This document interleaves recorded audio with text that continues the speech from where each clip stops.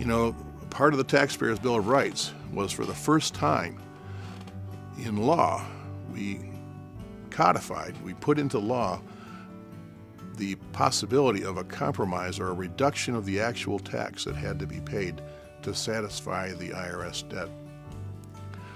It had been done for many decades on a sort of ad hoc basis. Once in a while, somebody would have a problem and they'd get some leniency, but there was never a set way to do it, and there was never a peg that we could hang our hat on if we wanted to argue for it.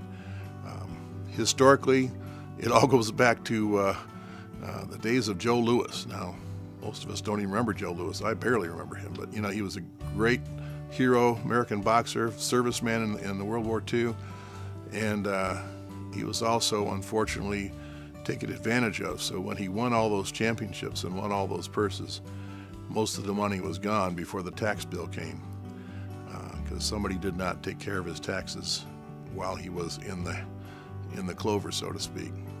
So late in life, the tax man came and he owed millions of dollars and had no chance of paying it. And he actually came out of retirement, and it's a shame what happened to him, you know, because people would come to see him, but he was a shadow of his former self and not able to really box as he had before. He just did it to try to pay his taxes.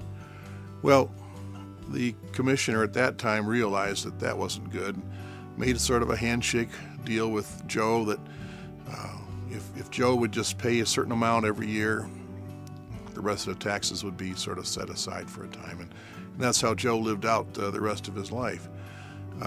I was familiar with that because I was in what's called the special procedures or technical section in the Detroit office where that actually took place. And that was public record, so I'm not revealing anything new or secret. But the idea of compromises became law back a decade or so ago, and has been very useful since then in solving people's problems.